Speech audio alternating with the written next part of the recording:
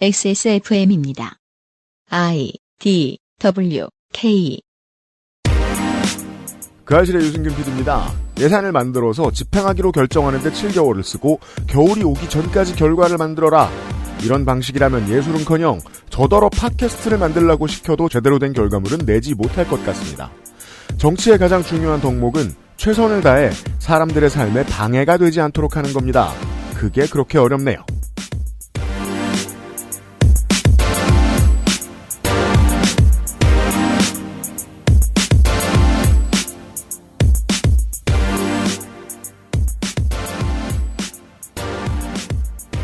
(482회) 토요일 그것은 알기 싫다를 시작합니다. 윤세민 에디터와 제가 손희상 선생의 이야기를 들었습니다. 그렇습니다. 안녕하십니까, 윤세민입니다. 네.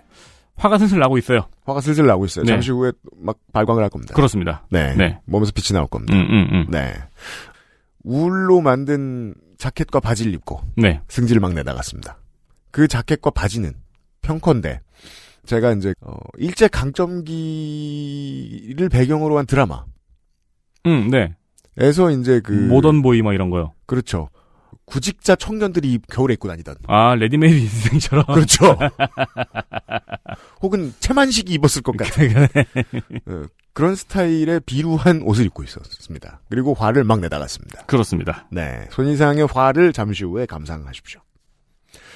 그것은 알기 싫다는 많이 다른 토마토맛 토망고, 120년 전통의 덴마크 프리미엄 신바이오틱스 큐비엔 사르락토 프로바이오틱스, 용산에 아는 가게 컴스테이션, 리뷰를 확인하면 꾸루꾸루 온유 마카롱에서 도와주고 있습니다.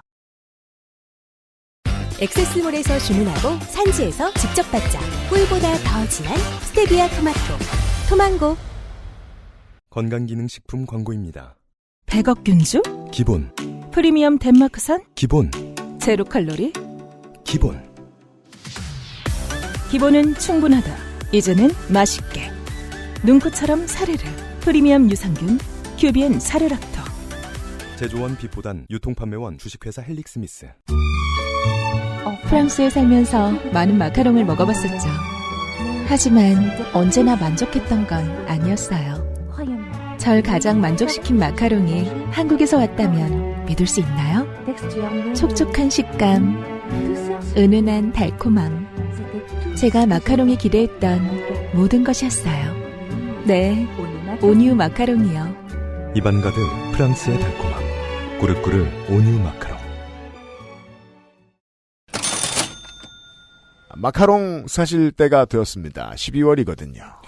맛있는 간식 꾸루꾸루의 크리스마스 패키지가 출시가 되었습니다. 크리스마스에 가장 달콤한 선물이 되어줄 수 있습니다. 그럼요. 왜냐면 상품명이 달콤한 크리스마스거든요. 달콤한 크리스마스 세트입니다. 두 가지 세트로 준비가 되어 있어요. 세트 A는 마카롱 8개와 브라우니 1개, 세트 B는 쿠키 5개, 브라우니 1개입니다. 세트는 루돌프 모양의 쿠키와 트리 모양의 초코 쿠키. 루돌프 모양의 쿠키라고 해서 그 얄쌍하게 생기지 않았고요. 아, 이게 저기 눈에 동그란 쿠키에 눈에 프레체리 들러붙어 있어요. 코는 크랜베리인가? 그래, 뭐 혹은 M&M 모르겠네요. 일단 눈알부터 뽑아 먹어야겠는데. 그렇습니다. 그리고 트리 모양의 초코 쿠키는 초코 쿠키 가운데 트리 삼각형 모양이 있네요. 그리고 사슴이 새겨진 브라우니. 크리스마스 무드가 물씬 풍기는 박스 포장으로 배송이 됩니다. 박스도 예쁩니다. 네, 브라우니는 아직까지 특별한 패키지에만 들어가고 있어요. 지난번 브라우니에 대한 반응이 아주 좋았거든요. 아, 그죠. 인류가 처먹는 가장 꾸덕한 간식이죠. 그렇죠. 브라우니 좋은 거 먹으면 기분이 좋습니다. 맞습니다. 브라우니 맛없는 거 먹으면 뭔가 자본주의에 패배한 기분이 듭니다. 내가 이 정도 칼로리를 처먹으면서 맛이 없어? 이런 생각이 들거든요. 훌륭한 브라우니입니다. 그렇습니다. 기간은 12월 31일까지이고요. 네. 발송은 13일부터 시작이 되고 13일부터 12월 31일까지 매일 발송될 예정입니다. 그리고 이제 그 맛도 맛입니다만 꾸루꾸루의 강점들 중에 하나입니다. 이뻐요. 그렇습니다. 예, 마감이 예뻐요. 네. 요걸로 선물 때울 생각은 하지 마시고. 선물에 더해서. 네, 선물은 따로 준비하시고. 네. 선물 이제 줄 때 앉아가지고 오붓하게 드셔야 되잖아요. 네. 그럴 때 깔아놓으면 아주 무드가 좋고 예쁠 간식입니다. 물론 맛있고요. 그렇습니다. 인사과장에게 아부할 때 그만입니다. 아, 그럴 수도 있겠구나. 네. 액세스몰에 있습니다.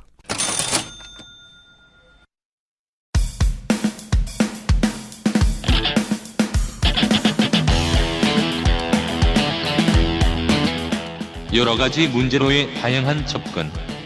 이상 평론.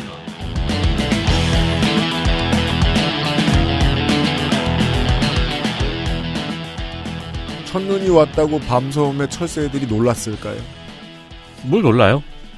있는 일이고요. 네. 네. 충분히 경험을 통해 알고 있습니다. 네. 눈이 오는 게 전년도 11월에 의회에서 논의를 해가지고 눈을 내릴 예산을 준비를 3월까지 6월에 내리기로 하고 11월 그날 딱 오고 만다. 이런 식으로 공고하지도 않습니다. 그럼 좋은 눈이 내릴 가능성은 없습니다. 왜냐하면 그렇죠. 하청에 하청을 줄 것이기 때문에. 네. 눈이 조금 오거나 못생긴 눈이 올 것입니다. 딱딱한 눈이 오거나. 지난 시간에 말씀드렸던 이야기입니다. 그럼 눈을 어떤 모양으로 만들지? 고민을 하다 말고 그 동네 특산물이 뭐예요? 해가지고 새우 모양 눈이 내렸을 수도 있습니다. 대게 모양 눈이 내리거나. 네. 지자체가 했으면 그랬을 수 있습니다. 원시인 모양 눈이 내리거나. 누워 있었겠죠, 눈이. 한국 정치 전반의 어설픈 모양에 대해서 말씀드린 것이기도 합니다. 한국은 아직 수기 민주주의가 초보 단계 발걸음도 떼지 못한 경우가 허다합니다. 왜냐하면 그게 정치라고 말해주는 미디어가 없기 때문이기도 하고 미디어와의 상호작용을 통해서 그게 정치인 줄 모르는 정치인들이 태반이 되었기도 하고요. 시민들도 그게 왜 필요한지 잘 모르기도 하고요. 결과적으로 현장에서 나라의 돈을 가지고 일하는 모든 사람들이 고통받게 됩니다.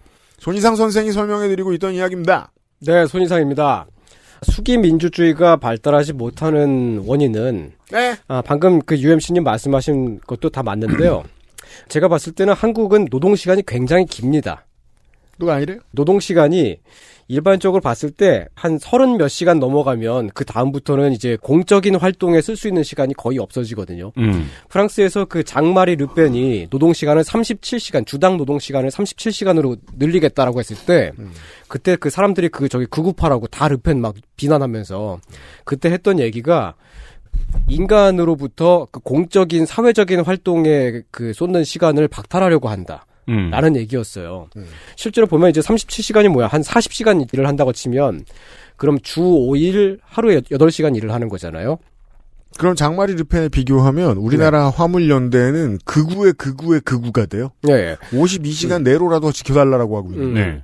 그러니까 그 40시간만 일을 해도 하루 8시간 그 5일 동안 일을 하면 그러면 이제 8시간만 일을 해도 사실 그 중간에 식사 시간 있고 또 출퇴근하는 시간 있고 그러니까 잠자는 시간을 제외하면 월화수목금 중에는 공적인 활동에 사회적인 활동에 일을 그 시간을 쓸 수 없는 거예요. 주말에만 쓸 수 있죠. 그보다 더 늘어나서 주당 노동 시간이 50시간을 넘어가면 일단 건강에 문제가 생기고요. 그럼요. 공적인 활동은 못하는 건 당연하고 그보다 더 늘어나서 막 그 주당 노동 시간이 60시간 막 이런 단위까지 가면은 그때부터는 이제 자기 자신뿐만 아니라 그 자기 가족들까지 희생하게 되는 그런 정도에 이르게 되죠. 매우 그렇습니다. 그래서 사실은 노동 시간을 줄이지 않으면 수기 민주주의가 발달하는데 굉장히 큰 어려움이 있습니다. 왜냐하면은 현장에서도 사실 보면 이제 문화 활동가들이 문화 예술 분야 뭐 그런 작품을 만들거나 뭐 그런 것만 예술이 아니고 그 주민들 연결하는 것도 이제 문화 예술의 그 프로그램인데 네. 실제로 지역에서 뭔가 하려고 하면은 그 주부분들이랑 학생 그리고 아예 은퇴하신 노인분들 이렇게밖에 대화할 수가 없습니다. 그죠. 중간에 가장 많은 인구를 차지하고 있는 노동 인구하고는 대화하기가 너무너무 어려워요. 그 노동 정년기에 한국의 시장과 문화와 여론을 모두 대표하는 이 사람들과 만날 수가 없어요. 너무 바쁘니까요. 그래서 그런 분들하고 만나서 그런 분들하고도 어떻게든 대화를 트게끔 하게끔 그런 이제 그 여러 가지 이제 그 스킬들이 발달을 합니다. 그 스킬을 가지고 있는 사람들이 지역의 활동가들입니다. 아, 그래요? 예. 그렇구나. 그래서 문센이라는 말은 성별이 없는 말인데 우리는 성별을 붙여서 생각을 하잖아요. 네. 문센이란 말은 항상 맘카페에서만 돌아다니는 말이고 백화점에 있고 어떤 직장인들이라든가 아빠라든가 청년들과는 좀 먼 단어인 게 당연한 게 느껴지잖아요. 맞습니다. 네. 어제 코로나 팬데믹 얘기를 했었습니다. 저도 문화센터, 저희 친구들도 문화센터 근처도 가본 적 없네요. 그러니까요. 네. 예. 어제 코로나 팬데믹 얘기를 했었습니다. 예술 뉴딜에 관한 얘기도 쓱 던져볼게요. 예술 뉴딜? 네. 예술계가 그 코로나 첫 해에 다 얼어붙었을 때 얘기입니다. 돈이 좀 돌게 하려고 정부가 2020년에 예술 뉴딜이라는 이름으로 예술계 구제책을 시행했습니다. 지난 정권 한복판에 예술 뉴딜. 네. 이 프로젝트가 2020년 6월 달에 확정이 됐고요. 7월 달에 각 지자체들이 예술 사업의 공모를 받고 8월에 실행 계획을 세우고 9, 10, 11월에 사업을 하고 12월 달에는 모니터링을 하게끔 구성을 했습니다. 뭐 어제 이야기한 한심한 구조와 별로 다를 바는 없어 보이는데요. 그렇죠. 9, 10, 11월에 사업을 한다는 건 3개월짜리 사업이 됐다는 거죠, 결국은. 근데 이런 걸 갑자기 하라니까 졸속으로 갈 수밖에 없죠. 그 이전에는 3개월짜리 사업이라고 하더라도 그 앞에 일을 더 하게끔 하는 그런 꼼수가 있었다고 제가 말씀드렸지 않습니까? 그걸 할 수가 없으니까 꼴랑 3개월 작업해서 뭘 하라고. 그러니까 그 대부분의 지자체들이 이걸 한 게 벽화 그리기. 벽화 요즘 흉물이 되고 있죠. 네. 꽃밭 가꾸기. 뭐 가로등 교체하기. 그런 데다가 돈을 다 탕진했습니다. 적당한 탕진했어요. 네. 예술가들을 구제하기 위한 뭐 그런 사업 프로젝트였는데 예술가들에게 돈이 돌아간 게 아니었어요. 야, 정치가 재밌죠. 패턴 하나 잘못 만들었다고 의도와 전혀 다른 망가진 결과물이 나옵니다. 설계 자체가 잘못되어 있었던 겁니다. 그러니까 예술 뉴딜은 실패했다고 말할 수 있겠습니다. 하지만 지자체들은 각각의 권한을 가지고 있어서 모두가 멍청할 리는 없거든요. 그렇죠. 주로 멍청하되. 개중에 몇몇 지자체들은 예산을 이듬해로 2월 시켰습니다. 사업 기간을 늘리기 위해서죠. 똑똑했네요. 그런 곳에서는 진짜 공공예술 프로그램을 돌릴 수 있었고요. 주민 만족도 조사에서도 2020년에 짧게 사업을 한 곳보다 더 높게 나왔습니다. 이게 무슨 얘기냐면 정부가 세운 사업 방침을 안 지켰더니 오히려 예술 사업을 할 수 있었다는 겁니다. 예술가들에게 돈을 쓸 수 있었고. 이 역시 정치의 강점이기도 하죠. 민선 정치가니까 이런 과감한 방식을 쓰죠. 위에 하는 말 듣지 맙시다. 물론 이거는 민선 정치가가 어떻게 결정을 해서 그렇게 갔다기보다 그 현장에 있는 예술가들이 진짜 도저히 안 된다. 계속 그렇게 해가지고 그냥 강제로 이제 막 끌고 가게끔 한 거예요. 제 말씀은 그걸 들어줄 위치에 있는 누군가. 그렇죠. 그냥 영원히 늘공이었으면 아마 안 들어주지 않았을까 싶다는 겁니다. 그렇겠죠.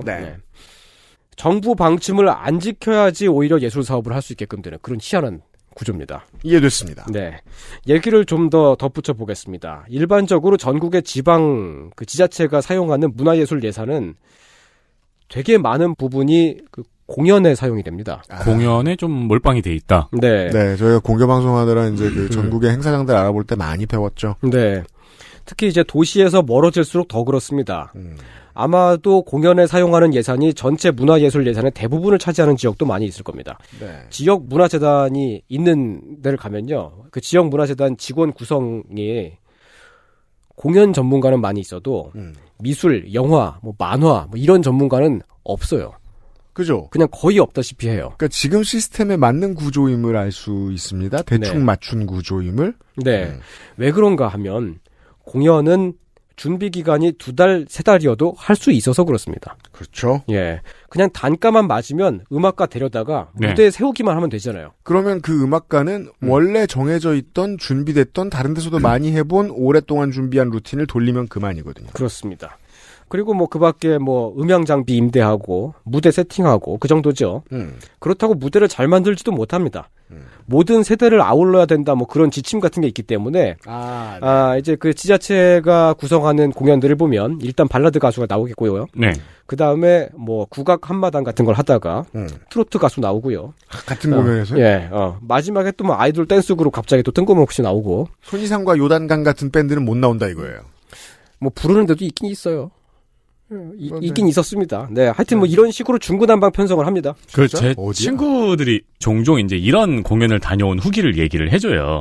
그러니까 예산 태우는 공연이라고 하는데 가면 이제 래퍼들이 가면은 옆에서 막걸리를 마시고 있고 거기서 자기는 랩을 한다고 하는데 저기는 아저씨가 춤을 신나게 추고 있길래 저 나이에도 되게 내 음악을 즐겨주셔서 감사하다라고 생각을 하고 있는데 이제 자기 랩 끝나고 멘트 할 때도 그 춤을 계속 추고 있고.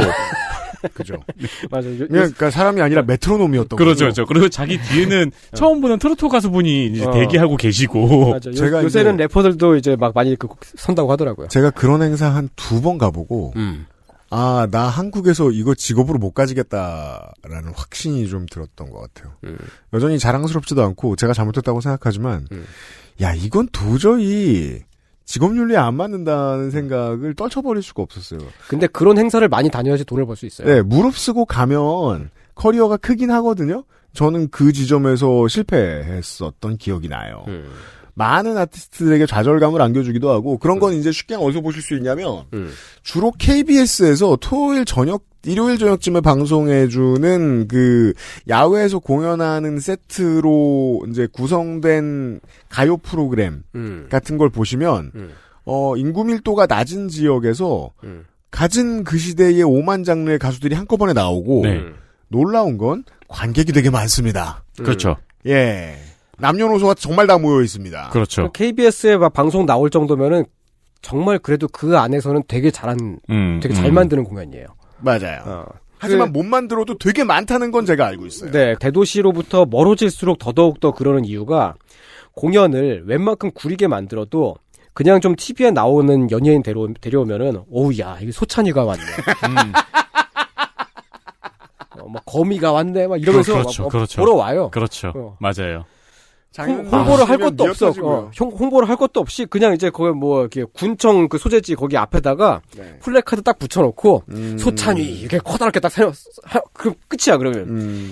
임영웅 데려오면 최고지. 아, 그건 너무 비현실적이네요. 그렇죠. 너무 요즘은. 비싸고. 네. 아 근데 뭐 임영웅도 많이 가요. 플로이드 메이웨더 다음으로 비싸기 때문에. 네. 근데 이제 그 서울 주변이나 뭐 아마 그 부산 같은 대도시도 그럴 텐데요.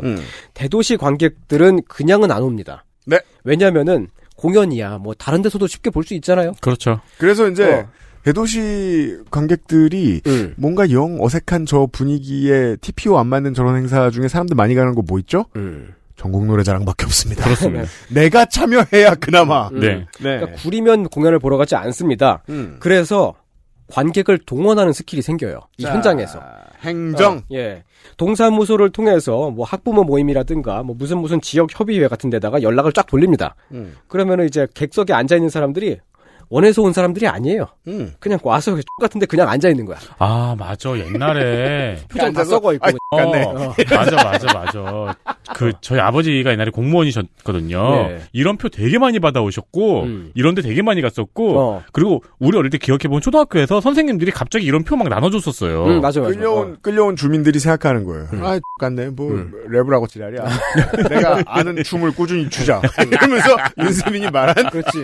그런 사람이 다 되는 거죠. 인간 메트로놈이. 그 시간이라도 어떻게든 버티려고 춤을 추는 거죠. 스크린 세이버 역할을 하게 되는 것이지. 마치 그 평양 사람들이 그 레드벨벳 공연을 볼 때 그런 표정처럼 그렇게 앉아 있습니다. 물론 이렇게는 생각할 수 있어요. 어떤 행사가 그 행사를 여는 것이 너무 크리티컬하고 규모가 너무 커져서 반드시 어떤 규모의 사람들을 동원하는 게 모두의 이익에 맞아야 들어갈 때가 있어요. 예를 그럴 때도 들면 있습니다. 월드컵이나 올림픽을 할 때 지역 주민들의 봉사활동 중에 거기서 일을 하는 봉사활동 말고 응원단을 많이 보내지 못하는 국가의 서포터를 결성해서 그 나라 국기를 들고 흔드는 주민들을 볼 수 있어요. 그렇습니다. 1988년 서울올림픽 때에는 소비에트 깃발을 흔드는 한국인들이 많이 있었습니다. 그분들 다 동원된 거예요. 2002년 월드컵 때도 참가한 모든 국가의 서포터 조직들이 이제 지역에서 이제 그 지역의 돈으로 만들어져서 나왔었어요. 이런 분들은 정말 성실하게 준비하는 분들 많이 있었거든요. 막 그 나라 문화도 공부하시고 이래가지고 그러면 이분들은 그 서포터 역할을 앉아서 서서 왔다 갔다 해서 하는 것만으로도 세계에 팔리는 문화 콘텐츠로서 역할을 충분히 수행을 해요. 너무 크고 어딘가로 나아가고자 하는 의도가 분명한 행사에는 그런 동원이 필요한 경우가 있습니다. 하지만 지금 그 경우를 설명드리는 게 아닙니다. 그렇습니다. 선생은. 이런 공연들은 뭐 연예인들도 이 공연에 무슨 혼을 불태우거나 그러지 않아요. 그냥 예산만 불탈 뿐이에요. 그렇죠. 이게 뭐냐고 도대체. 그 지자체가 여는 공연 자체가 나쁜 것은 아닙니다. 사람들이 보고 싶어하고 그 지역에 의미를 주는 공연을 만들면 되죠. 자라섬 재즈 페스티벌 같은 데를 봐요. 그게 없었으면 자라섬이 어디 있는지도 몰랐을 텐데. 사실 그게 자라섬이 저 지역 이름이라는 걸 모르는 사람도 많아요. 아직도 안 가본 아직도. 네. 재즈 페스티벌을 잘 만들어서 자라섬이 유명해졌죠. 그렇죠. 공연을 그렇게 만들려면은 이제 잘 만들면 된다는 거죠. 근데 왜 그렇게 하지 않느냐? 안 하는 게 아니라 못 하는 겁니다. 지금 현재 대한민국 문화예술 사업의 구조상 기간이 너무 짧기 때문에 그냥 가수들 불러와가지고 땜질하는 그런 공연밖에 못하고요. 1년 단위 예산 3개월 기간을 주고 기획을 하라면은 가능한 문화예술은 공연. 자라섬 재즈 페스티벌을 생각해보죠. 공연도 자라섬처럼 만들려면 기획 기간이 길어지기 때문에 일반적으로는 되게 많이 어려운 겁니다. 입지에 맞춰서 기존에 오랫동안 고민한 감독 혹은 프로듀싱 팀이 있고 그 다음에 매해 돌아가면서 본인들이 생각한 컨셉에 맞는 섭외를 하는 거는 한 달 갖고 안 돼요. 그렇습니다. 한 해 걸 만들기 위해 2, 3년이 필요합니다. 어디나 하고 싶다고 해서 전주 대사슴 놀이를 할 수 있는 게 아니에요. 근데 또 2, 3년이 필요한 일을 갈구고 그러면 1년 만에 해내는 게 한민족이더라고요. 예, 하여튼 이게 그 가장 큰 이유고요. 네. 예, 그리고 또 다른 이유도 있는데요. 예술 분야 공공섹터에서 현장 실무자들이 사업의 규모를 가늠하는 뭐 하나의 기준이 있습니다. 뭡니까? 대체로 이제 그 예산을 10억 원을 쓴다. 그러면 누적 관람객이 한 5만 명 정도로 봐요. 그런 공무원식 숫자가 있군요. 예, 그렇습니다. 1억 원 쓴다. 그러면 5천 명. 1,000만 원이면 500명. 100만 원 쓴다. 그러면 50명 규모. 뭐 이런 식으로 딱딱딱 떨어집니다. 일을 해보면 거의 딱 이 기준에 맞게끔 돼요. 거의 진짜로 사업 규모가 거의 예산 총액을 따라가게 됩니다. 암암리의 스탠다드 같은 게 있고요. 예. 그러니까 이제 1억 원 써서 5천 명 온다 그러면은 관객 한 사람당 2만 원쯤 퀄리티가 되는 뭔가를 제공하겠다는 마음으로 일을 하면은 딱 되는 겁니다. 그러니까 결혼식 갔는데 국수만 주는 수준의 결혼식. 그런 식으로는 안 만든다는 거죠. 공연은 근데 거의 이 계산에 잘 맞거든요. 그래서 계산하기가 되게 쉬워요. 그러네요. 이해되네요. 정형화가 가능합니다. 그러니까 인더스트리가 되는 거예요. 예. 근데 공연 말고 다른 문화 분야, 다른 문화예술 분야, 특히 미술은 안 그렇습니다. 이게 그 예술의 모호성과 불확실성에 가까워질수록 네. 공공기관은 여기 적응하는데 실패하는군요. 네. 미술 같은 경우는 아예 큰 사업이면 예상했던 것보다 관객이 더 많이 오는 경우가 있어요. 공연은 당연히 이제 하루 이틀 하는데 네. 전시는 막 2주, 한 달 이렇게 하잖아요. 그러니까 더 많이 올 수 있는 거죠. 네. 그러면 해자가 해자. 되는 거죠. 부산 비엔날레 같은 경우가요. 그 최고 전성기였을 때 예산을 한 50억 정도 썼어요. 50억. 50억이니까 관객 한 25만 명 규모여야 되는데 한 30만 명이 넘게 다녀갔습니다. 해자. 해자죠. 지금은 부산 비엔날레가 좀 규모가 많이 줄어들어서 사업비 한 17억 원 정도가 됐습니다.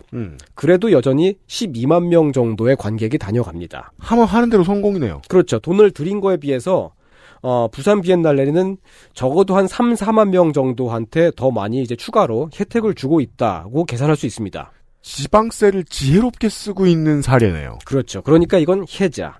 그리고 일단 뭐 우리가 부산 비엔날레라는 행사가 있다는 걸 알고 있잖아요. 그렇죠. 네, 그 가지 않더라도 부산에 대해서 계속 알려지는 거죠. 그렇죠.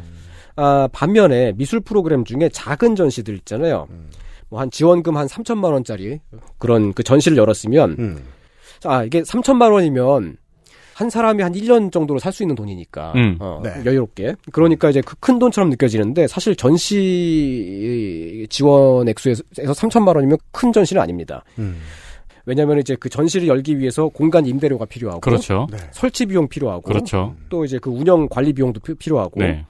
또 그 전시에 또 맞게끔 그 프로그램에 이제 전시 서문을 써주는 사람이라든가, 또 막 전시 프로그램에 낑겨져 있는 강연 프로그램 같은 거, 그런 게 다 이 비용 안에 다 들어갑니다. 네.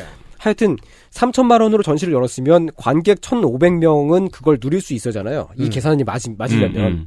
근데 전시 기간 2주 동안에 꼴랑 한 300명 다녀가고 막 그런 전시가 되게 많습니다. 그럼 이건 창렬.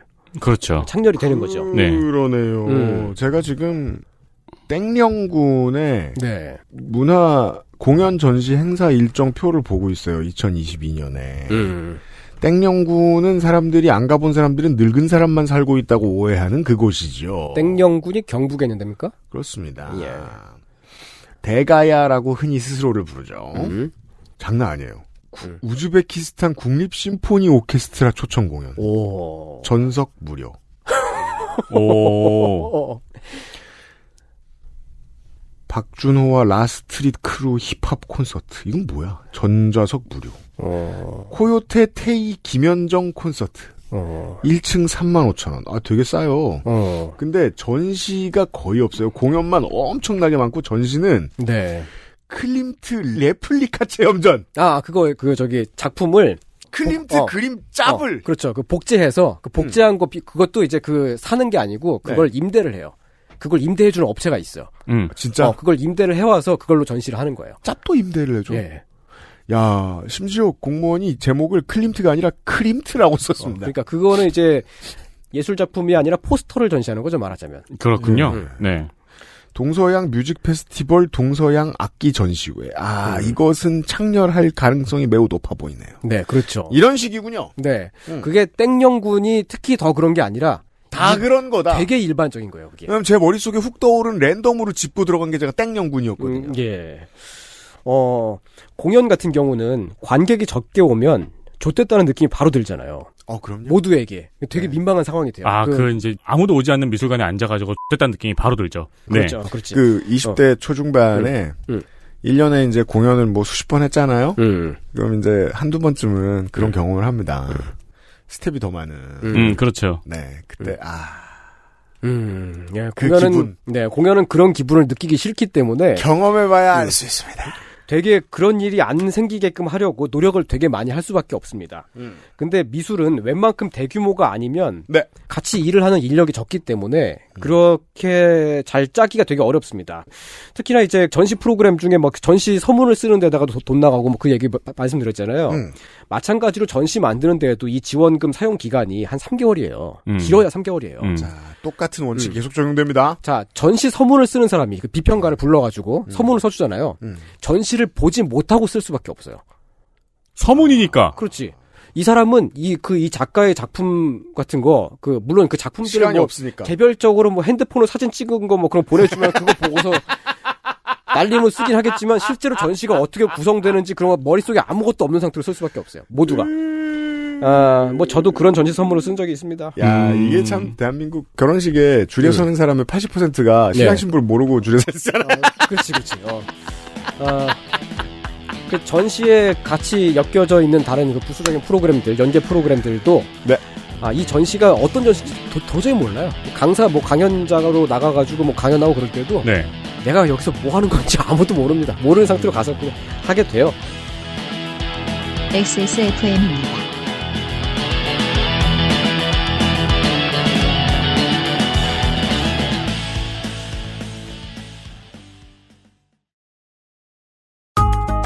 평생 인텔만 썼는데 라이젠이 뭐냐고요?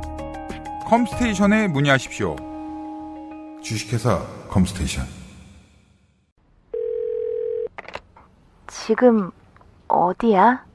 너네 집 앞. 달콤한 순간은 꾸룩꾸룩 온유 마카롱.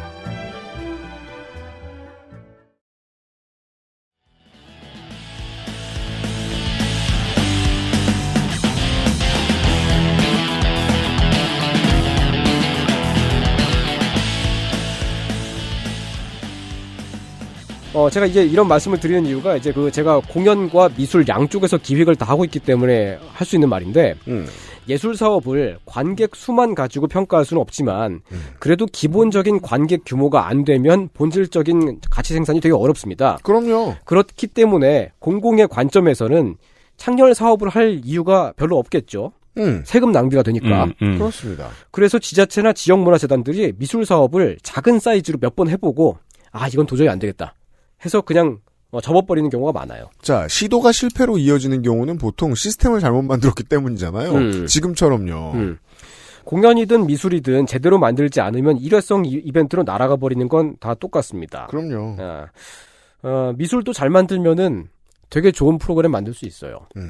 올해 있었던 공공미술 프로젝트 중에 예산 7억 원으로 관객 66만 명이 온 전시도 있었습니다. 초혜자네요. 예, 7억 원이면 보통 3만 5천 명 규모여야 되는데, 66만 명이면 엄청난 혜자죠. 마인부 혜자예요. 부산 비엔날레보다 몇 배나 커요.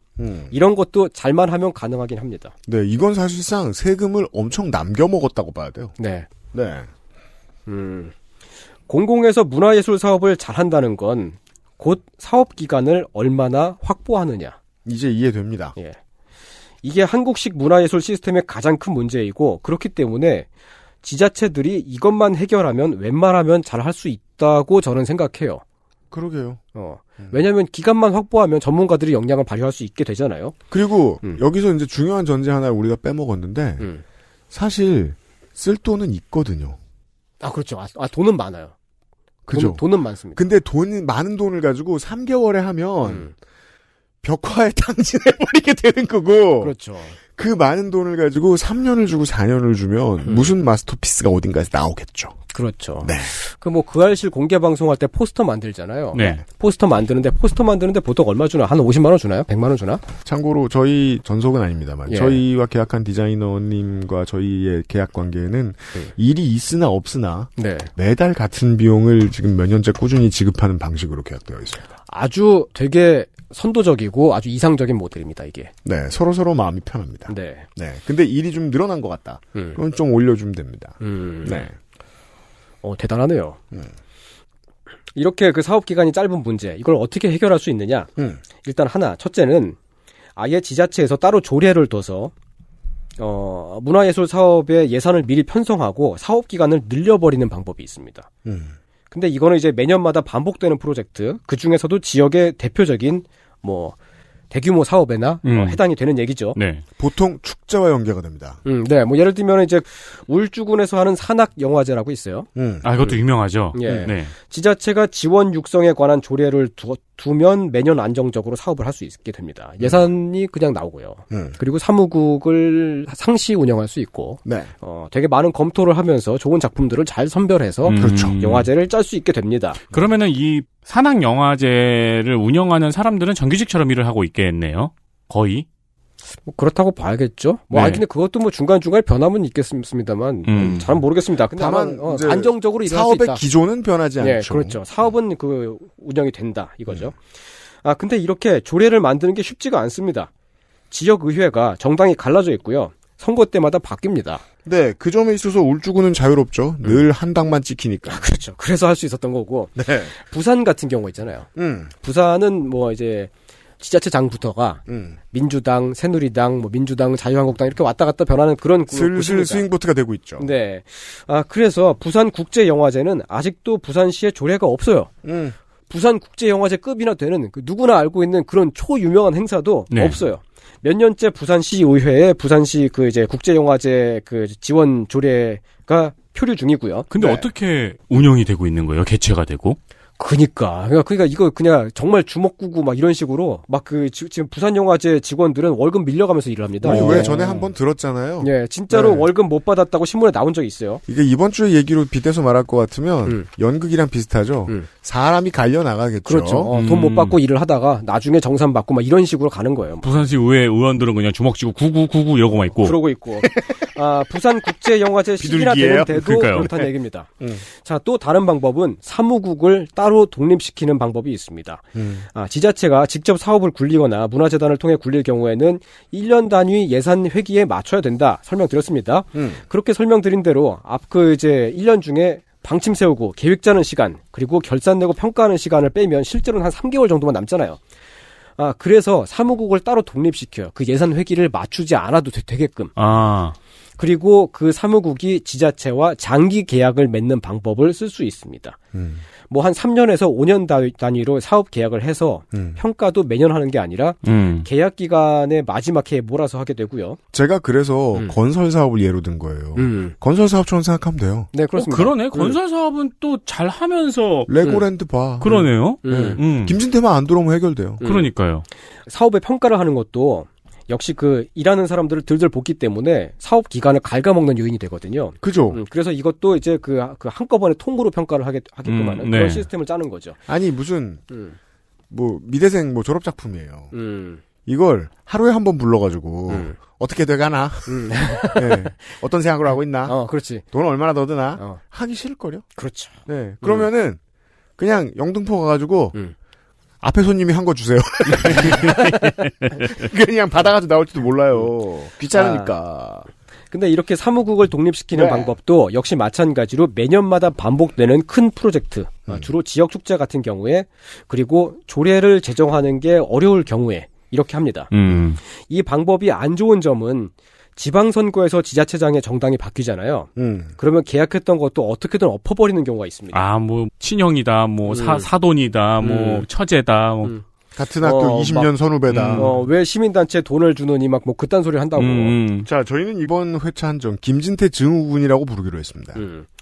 그래도 이런 방법이 좋은 점은 전년도, 전전년도에 일을 했던 인력풀을 보존할 수가 있습니다. 그렇죠. 그러네요. 그렇다는 거는 전년도에 했던 일에 뭔가 문제점이 있었다. 그러면 다음 연도 사업에서 시정을 할 수가 있죠. 그렇지 않고 매 회마다 인력풀을 갈아치우는 지자체는 매회 사업에 똑같은 실패를 반복하게 됩니다. 그래서 공연장이나 관이 운영하는 공연장 네. 혹은 이제 관이 운영하는 박물관 같은 곳에 그 인력 안정성이 되게 크리티컬하게 작용하거든요. 유지 보수 관리부터 그 행사의 기획에 있어서까지 같은 직원들이 계속 일하면 점점 발전합니다. 그렇습니다. 우리가 이게 학예사가 철밥통인 데는 이유가 있어요. 경험이 쌓여야 돼요. 네. 같은 곳에서. 제가 지난주에 제주도에 다녀왔습니다. 그래요? 깜짝 놀랐어요. 왜요? 여기 비엔날레 하고 있잖아요, 지금. 뭐가 문제야, 비엔날레 하는 게? 비엔날레쯤 되는 국제 행사면 공항에 내리는 순간부터 그거 알 수 있어야 돼요. 야자수 앞에 비엔날레! 그렇지, 막 공항에 다 따다다 붙어 있고 막. 네. 막 그 커다랗게 막 안내 표지판 당연히 있어야 되고요. 막 비엔날레 가는 길! 길에도 다 붙어 있어야 되고. 비엔날레 버스 타는 길! 아무것도 없더라니까? 진짜? 예. 심지어 호텔 데스크에 비엔날레 팜플렛이 없어요. 그래요? 호텔 데스크에 갔는데 제가 그 묵은 데에서 물어봤습니다. 여관 갔던 거 아니에요? 제주에서 아니야. 제주에서 비엔날레를 하고 있는 줄도 모르더라고. 제주 사람이. 그럼 비엔날레가 아니고 그냥 문화개밥 아니에요? 그러니까 이게 진짜 너무 심하잖아요. 너무 이건 진짜 심각한 겁니다. 뭐 이렇게 비유할 수 있겠습니다. 그 인천에서 뭐 아시안 게임 하는데 인천공항에 내렸을 때 아시안 게임 안내가 없는 그런 정도 수준이라고 생각하시면 돼요. 그래서 제가 비엔날레라는 말의 의미를 찾아봤는데 비엔날레라는 말의 의미 자체가 약간 국제미술전이라는 의미네요. 맞아요. 그러니까 큰 행사라는 뜻이네요. 행사예요. 네. 근데 이게 지금 너무 이게 아마추어잖아. 다른 나라의 비엔날레 보러 가면 이런 일이 있을 수가 없습니다. 거리에 플래카드 당연히 다 붙어 있고요. 일본은 갔더니 관광상품점에서 전통주에까지도 막 다 써붙어 있더라고요. 비엔날레 기념 리미티드 에디션 술을 팔아요. 일본은 그런 거 너무 잘 팔아요. 술 말고 다른 기념품이 다 붙어 있어. 네. 그러니까 베가스 공항에 내리면 이제 가전제품 박람회 할 때 CES 할 때 쭉쭉쭉쭉쭉쭉 써붙어 그렇죠. 있잖아요. 잔뜩 붙어 있죠. 원래 그게 당연한 거예요. 그런 걸 안 알려주는 것 같아. 근데 이런 업무는 원래 지자체가 해야 됩니다. 당연히. 9인역에 내렸더니 야구장 없는 척하는. 그런 느낌인 거죠. 공공장소나 시설에 광고를 할 수 있는 권한이 지자체에 있죠. 그리고 이렇게 광고를 하는 게 단순히 의무가 아니라 권리입니다. 왜요? 자기네 지역에 보탬이 되게끔 비엔날레를 활용하는 권리죠. 그게 제주도의 권리예요. 그러니까 비엔날레를 하는 이유가 있을 거 아니에요. 그렇죠. 네. 그러니까 제가 법적으로 제주도가 써먹는 거잖아. 그거죠. 권리인 건 알겠어요. 네. 왜냐하면 도정은 홍보를 해야 하니까. 근데 왜 의무가 없어? 미친 거 아니야? 그러니까 돈을 썼잖아. 제가 봤을 때는 이게 그 제주도청에 기획실 있고요, 행정국, 문화국, 관광국, 교통항공국, 도로관리과 등등이 서로 일을 미루면서 눈치 보면서 일을 안 한 겁니다. 헤드쿼터 잘못이에요, 이거. 누가 하겠지? 그러고 안 한 거예요. 그러니까 도의회와 도지사의 잘못이에요. 그렇죠. 자, 이제 이런 일을 한번 겪고 나면은 이제 제주 비엔날레 측은 알겠죠. 거기 그쪽의 실무자들은. 혹은 뭐 지난 도지사에서 이제 당이 바뀌었으니까 복수하는 거든지 지금 도지사가 민주당 도지사가 그렇게 생각할 수밖에 없어요. 예, 제주도청은 당연히 해야 하는 일을 안 한다라는 경험이 생겼어요. 그럼 다음번 제주 비엔날레를 할 때에는 미리 도청을 다 찾아다니면서 막 멱살 붙잡고 이거 해야 돼! 반드시 해야 돼! 주세요. 공항에 좀 붙여주세요. 당연히 해야 되는 건데 그걸 굳이 해달라고 준비를 단단히 해두겠죠? 근데 일을 하는 사람들이 바뀐다. 그러면은 다음에도 이런 일이 또 벌어질 겁니다. 단기 기억 상실이죠. 왜냐면은 새로 들어가는 사업단은 당연히 제주특별자치도가 이런 홍보 업무를 당연히 할 거라고 그게 상식이니까. 그러니까 그렇게 되겠죠. 좋아요. 예, 그런 같은 실패를 반복하게 된다는 겁니다. 야, 이게 진짜 들으면 들을수록 예술 분야 얘기가 아니에요. 행정 전반이에요. 정치 전반이고. 예. 네. 자, 다시 얘기를 돌아갑니다. 좋습니다. 사업 기간을 확보하는 세 번째 방법은 사업 자체를 쪼개는 방법이 있습니다. 사업 쪼개기? 네. 그건 뭐 카카오인가요? 왜요? 그러니까 같은 사업이라고 하더라도 네. 상반기 사업, 하반기 사업 이렇게 막 쪼개는 경우는 있거든요. 뭐 기획 사업 같은 거 할 때에는 그 공연을 만든다. 그 좀 중요한 공연 만든다 싶으면 그 공연을 준비하는 기간의 사업을 예산을 따로 편성하고 본 예산, 본 사업의 예산을 따로 또 그 하반기에 편성하고. 그러니까 지금의 시스템을 너무 심하게 그 바꾸지 않으면서도 안착시키는 차선책이군요. 그게 지역문화재단들의 스킬이죠. 그러니까 이제 2017년도 공연, 2018년도 공연, 2019년도 공연 이렇게 하는 게 아니고 2017년도엔 기획, 2018년도에는 뭐 제작. 근데 그렇게 연 단위로 쪼개기는 되게 어렵고 같은 해 안에서 3월 달에 요거하고 한 5월 달쯤에 예산 또 조금 더 나오면은 5월 달에는 요거하고 9월 달, 10월 달쯤에 요거 올리고. 그나마 현행 패턴에 맞출 수 있는 방법이군요. 예. 공기를 어거지로 늘려주는? 맞다. 그리고 저기 대한민국 거의 모든 지역에서 큰 문화 행사들은 거의 다 9월 말, 10월 달에 다 열리잖아요. 다 한꺼번에 다 몰아서 열리잖아요. 네. 그것도 이 사업 기간을 최대한 확보할 수 있는 기간이 바로 그때밖에 없기 때문에 그렇습니다. 왜냐하면 봄부터 시작해야 되니까 무조건. 사업 자체를 이렇게 쪼개는데 이게 그 같은 해 안에서 쪼개는 게 아니라 한 해를 통으로 준비 기간으로 방금 윤 기자님 제안하신 그 방법이죠. 통으로 준비 기간으로 쓰는 해를 두고 그 이듬해에 또 통으로 실제 사업을 추진하는 이런 방식으로 쪼갤 수도 있습니다. 그럼 준비 기간에도 정당하게 예산을 쓸 수가 있겠네요. 그렇죠. 네. 비엔날레가 이런 방식으로 하죠. 그래서 2년에 한 번씩 하는 거예요. 근데 아마 제주 비엔날레는 그렇게 안 했을 거예요. 왜냐면은 그 홍보 업무를 그런 식으로 하청받는 기업이 있을 거거든요. 아니요. 그 홍보 예산 같은 것은 제주 비엔날레 운영 측에는 거의 할당이 안 되거나 있어도 굉장히 적은 부분이었을 거고. 겁나 특별합니다. 그게 어떻게 가능하죠? 지자체가 원래 해야 돼요, 그거. 지자체 업무예요. 하여튼 그렇습니다. 홍보가, 그러니까 그 막, 제주 비엔날레 쪽에서 쓸 수 있는 그 홍보 예산은 뭐 이제 어디 언론에 광고 내거나 이런 거고.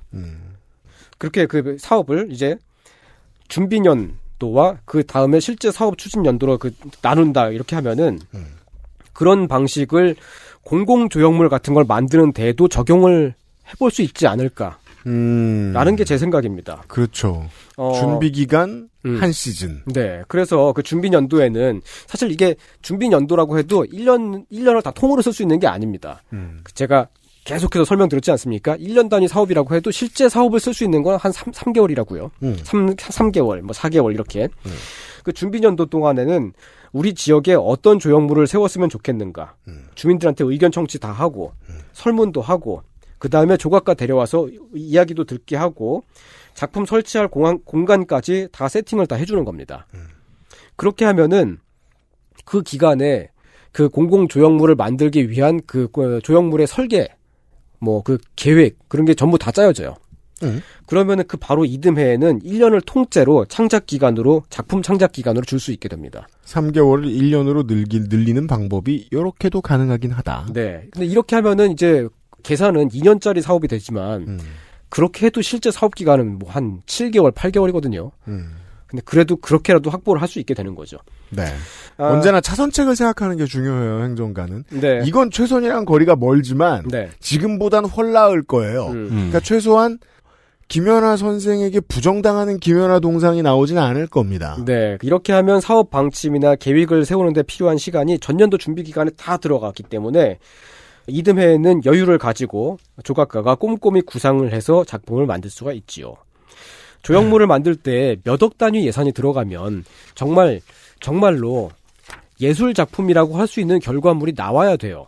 저는 그렇게 생각합니다. 왜냐하면 시장 입장에서는 미켈란젤로한테 하청 주고 싶을 테니까요. 그렇죠.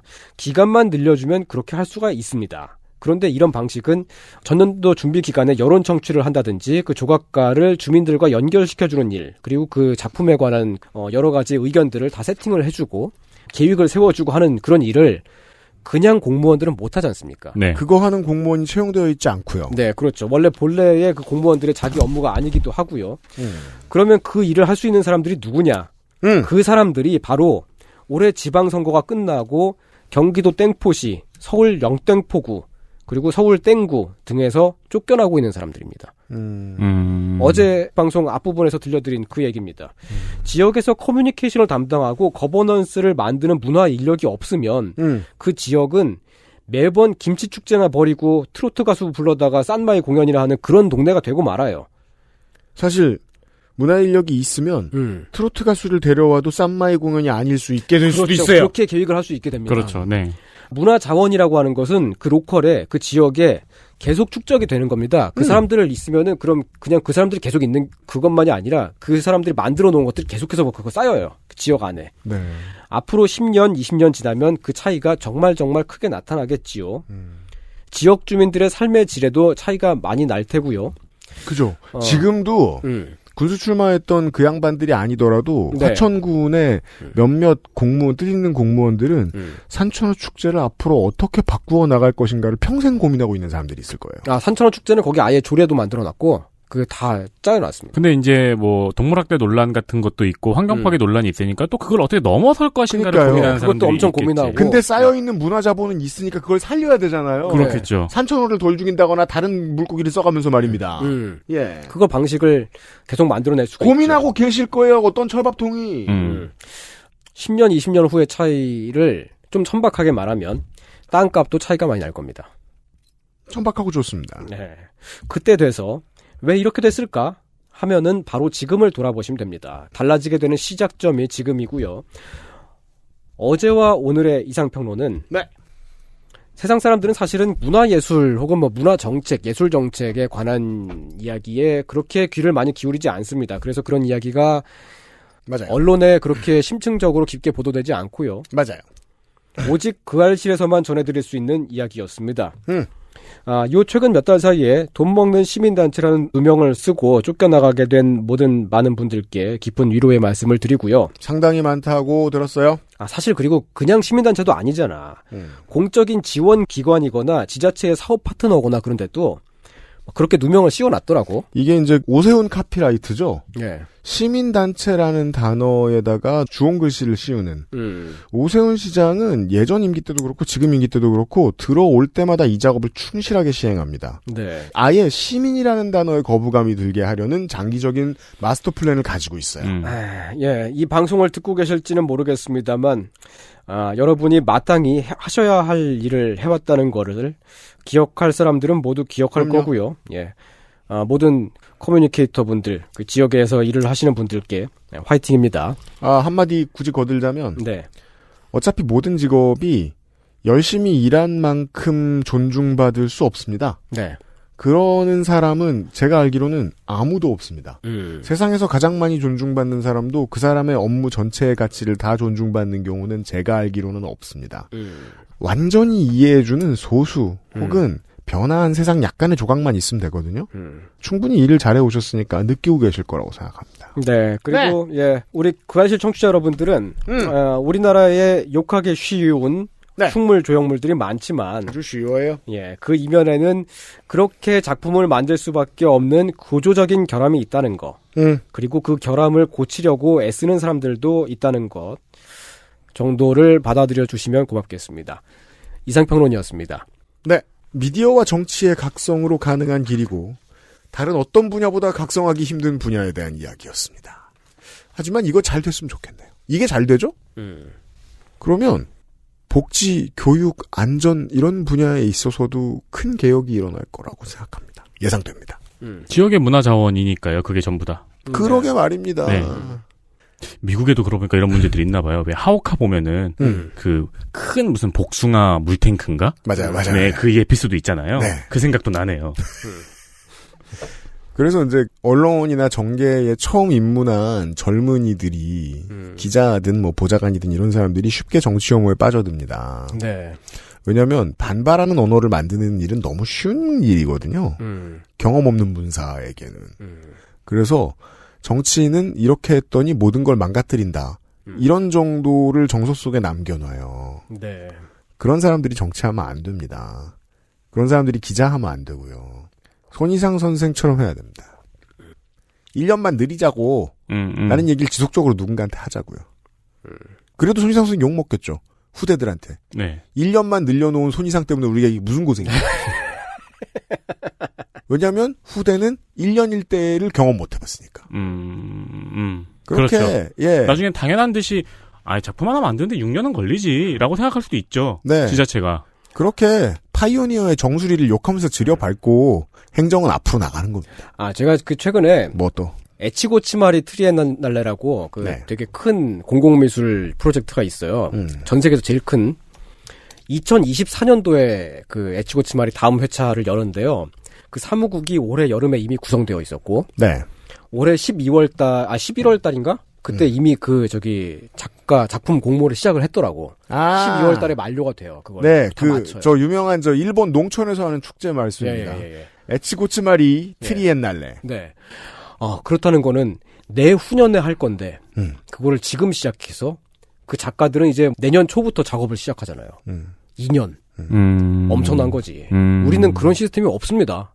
3년에 한 번씩 개최가 되네요. 이것도 아마 손희상 선생이 지적한 그런 문제를 고려한 기간이겠죠? 네, 그렇죠. 거기가 저번 회차 때 코로나 때문에 한번 이제 밀려가지고. 네. 근데 걔네는 밀렸던 것도 그래도 준비 기간이 1년 반은 썼어요. 그랬는데 그걸로도 부족하다. 그래서 지금 한 2년 반 쓰는 거야. 어릴 때 어머니 아버지랑 같이 주말에 어딜 간다거나 아니면 이제 연인과 모처럼 데이트를 간다거나 할 때 가장 무서운 사례가 사실 이런 사례거든요. 뭔데요? 망한 지방 축제를 잘못 찾아간 경우. 그렇죠. 축제가 있다길래 인터넷에서 대충 보고 찾아갔는데 이게 망한 축제거나 망한 전시일 경우 그럼 이렇게 막 무섭게 생긴 풍부 아저씨가 자꾸 말 걸고 전시 관리자랑 되게 뻘쭘하게 마주보고 서 있게 되고 망한 식당을 가는 것은 한 끼를 망치지만 네. 망한 예술 콘텐츠를 경험하는 것은 이제 관계, 한 시즌, 인생 등등을 망치게 됩니다. 인생까지 망쳐요? 왜냐면 막 청혼하려고 그랬는데 다음 주에 그럼요. 체임 어떡해. 그렇죠. 네. 그리고 도대체 어딜 가나 그렇게 하트가 있는 거야? 간혹 등장하는 예술 정책에 대한 이상평론이었습니다. 손희상 선생 내년에 다시 만나요. 수고하셨습니다. 네. XSFM입니다.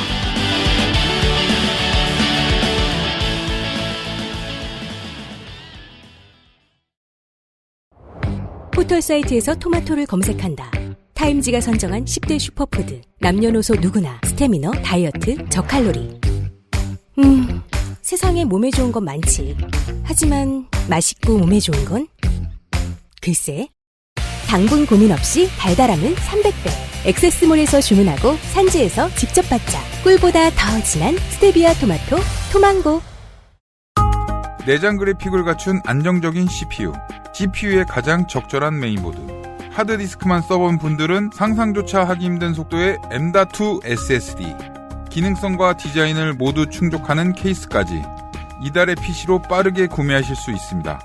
010-8279-5568. 원하시는 다른 어떤 사양도 대처할 수 있는 컴스테이션에 문의하셔도 좋습니다. 주식회사 컴스테이션. 순도 100% 콜라겐, 피부 건강엔 큐비엔. 제조원 주식회사 코스맥스 바이오, 유통판매원 주식회사 헬릭스미스. 광고를 하고 의사소통을 진행하겠습니다. 사르락토 유산균. 사르락토 유산균. 현대인의 필수 건기템. 요즘은 그러니까 왜 그렇게 장 건강이 트렌드가 됐는지 모르겠어요. 전 세계적으로. 이게 이제 사람이 제 나이 또래가 되면 이제 압니다. 사람이 버텨주는 부위가 있고 아닌 부위가 있어요. 저 같은 경우에는 위와 장은 버티고 관절이 못 견디거든요. 네. 근육이랑. 장도 몰라요. 내시경 한 지 7년 됐었다면서요. 사실 장이 없던 거 아니야? 장도 몰라요. 그냥 하수도처럼 그냥 내려가고 있던 거 아니야? 아니 요즘에는 네. 그 우울증이 원인이 장 때문이라는 연구도 최근에 유행하더라고요. 그런 연구가 많이 밝혀지고 있더라고요. 그러니까 요파시에서 안승준이 오래전부터 얘기할 때 사람들이 들었어야지. 그러니까요. 사람은 장이 시키는 대로 살아간다. 네네. 네. 이게 장에서 영향을 줘가지고 발생하는 호르몬 때문에 사람이 우울증의 원인이 된다고도 하더라고요. 그렇답니다. 덴마크 비포단사의 균주를 큐비엔의 노하우로 포뮬레이션한 100억 프리미엄 유산균, 락토바실러스, 비피더스, 프리바이오틱스 모두 함유가 되어 있습니다. 사르락토예요. 그렇습니다. 프리바이오틱스도 함유가 되어 있구나. 네. 이름에서 유추해볼 수 있듯 입안에서 사르르 녹는 식감입니다. 이게 입안에 휙 털어 넣으면은 달콤하게 싹 녹아요. 전혀 걸리는 느낌이 없습니다. 그렇습니다. 가루형은 가끔 먹다가 기침 나가지고 입에서 이렇게 뿜잖아요, 연기를. 가루형 감기약이나 위염약 이런 거 먹을 때 네. 컥 하고 막힐 때가 있어요. 그래서 이렇게 가루형 가끔 컥컥 막혀지고 요가 프레임 이러고 뿜잖아요. 그렇습니다. 네. 근데 사르락토는 빨리 녹아가지고 그런 일이 잘 없습니다. 보통 유산균이 이제 캡슐형과 분말형이 있잖아요. 근데 왜 이제 분말을 만드냐면 굳이 분말을 캡슐 안에 넣잖아요. 돈 들여가지고. 네. 왜 그러냐면은 그 분말을 맛있게 못 만들어서 그런 거래요. 그렇답니다. 그래서 그런가 사르락토는 입에서 사르르 녹으면서 차가운 기분을 느끼게 해주면서 맛이 있습니다. 맛있어요. 근데 맛이 있어도 제로 칼로리예요. 불필요한 요소는 모두 제거한 저스트 1g. 프리미엄 유산균을 원한다면 사르락토를 액세스몰에서 찾아보세요. 액세스몰에 있고요.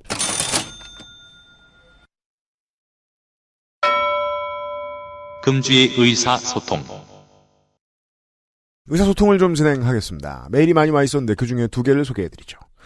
우선 대전에서 이찬영 씨가요. 굳이 후기를 쓰는 이유는 코로나 시국의 대응에 대한 아카이빙에 대해 말씀들이 너무 가슴에 와서 비수처럼 박히는 느낌이어서 그렇습니다. 네티즌님이 찾기 어려워하셨던 서울역 회동에 대한 이야기를 저도 미국의 한 만화에서 처음 알게 되었습니다. 그리고 링크를 세워주셔서 봤어요. 네. 그 슈퍼히어로물 작화처럼 그려져 있더라고요. 그러니까요. 이 중요한 한순간이 인류사에 얼마나 큰 영향을 끼쳤는지를 네. 해외에서는 주목하고 있는 사람들이 있었어요. 한국 언론이 모두 외면하던 그 순간에 말입니다. 토탈리 언더 컨트롤이라고 검색하면 나오겠죠? 지금 서울역 회동을 검색해보니 한국의 일인데도 로이터의 기사를 인용한 기사들 뿐이더군요. 왓챠 다큐멘터리가 있네요. 그래요. 네. 그리고 해당 로이터 기사의 링크도 주셨고 이를 이용한 연합뉴스 기사의 링크도 주셨어요. 설 연휴 서울역 모인 제약사들 일주일 만에 진단키트 승인됐다라는 연합뉴스의 기사가 하나 있네요. 당시나 지금이나 저는 이 이슈에 대해 크게 2가지 지점에서 분노합니다. 물론 가장 큰 이유는 기자들의 수준 미달입니다. 제가 그때 많이 화냈죠. 예, 분노하셨던 것처럼 말이죠. 하지만 그만큼이나 저를 우울하고 화나게 만들었던 건 주변에 나름 과학 공부했다는 잘난 분들이었습니다. 네티즌님께서 지적하신 형태와 조금 다르지만 전 정부가 정치적 행정적 역량을 발휘했던 방역 성과를 최대한 무시하려는 노력을 저는 당시 페이스북의 지인 및 지인의 지인들로부터 많이 보았던 것 같습니다. 저도 봤어요. 많이 그렇죠. 봤어요. 네. 나름 많이 배웠다고들 스스로 주장하는 공부노동자들. 하지만 방역 및 정치에는 저와 마찬가지로 전문성은커녕 시민적인 이해조차 없던 사람들이 이건 시스템 덕분이다. 누가 와도 똑같았을 것이다. 라는 식으로 마치 시스템을 버튼만 누르면 돌아가는 프로그램으로 이해하거나 등교 재개같이 언젠가는 반드시 해야 했던 그리고 지금 생각하면 정말 필요했던 몇몇 조치들의 완화를 두고서도 이제 몇몇 개월 후면 다시 뭐라 하며 걸어 잠글 것이다 라며 기승전 락다운이나 주장하고 있는 꼴을 하루에도 몇 번씩이나 보았으니까요. 네.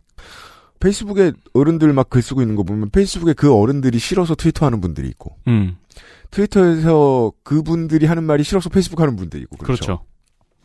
양쪽의 이야기 다 보고 있으면 그런 것 같아요. 이 시사라는 게 2시간 동안 쓸 짧은 글들을 5년 동안 쓰는 MLB 파크 같은 우리나라 야구 게시판 같은 그런 느낌이랄까요? 1위 1비를 한 2시간만 하면 되지 5년 동안 하고 있어요. 네, 맞아요. 큰 줄기는 보지도 못하고 오늘 본 거에 분개하느라 바쁜 사람들. 제가 맨날 얘기하죠. 웃긴 건 그런 사람들이 50대 60대고 학위도 많고 어디 방송도 많이 나오고 초빙돼서 글도 많이 쓰고 이런 사람들이에요. 그런 사람들이 저렇게까지 소인배처럼 팬케이크도 그렇게는 안 합니다. 이쪽으로 뒤집어졌다 저쪽으로 뒤집어졌다. 네. 그러니까 되게 대화에 끼고 싶은 거예요. 그게 중요한 얘기입니다. 네. 얼마 전에 유시민 작가가 조금박해 4인방과 네. 이제 박지원 전 위원장 비대위원장에 대해서 이 사람들의 동인이 질투화식이다라는 지적을 했어요. 저는 유시민 작가의 이야기에 동의하지 않을 때도 상당히 많지만 아주 명민한 분석이거든요. 인생을 유명인 정치인들과 오래 살아본 사람만 가질 수 있는 통찰이기도 했어요. 근데 수많은 되게 똑똑한 기자와 평론가들이 이 말이 너무 우습다. 유시민이 말도 안 되는 말을 하고 있다면서 일부러 시간 내서 바쁘게 무시하더라고요. 상당히 분노하더라고요. 네. 묘했습니다. 그 사람들이 페이스북에 글을 쓰는 걸 보면서 너무 재미있는 그림이 이어지는 거예요.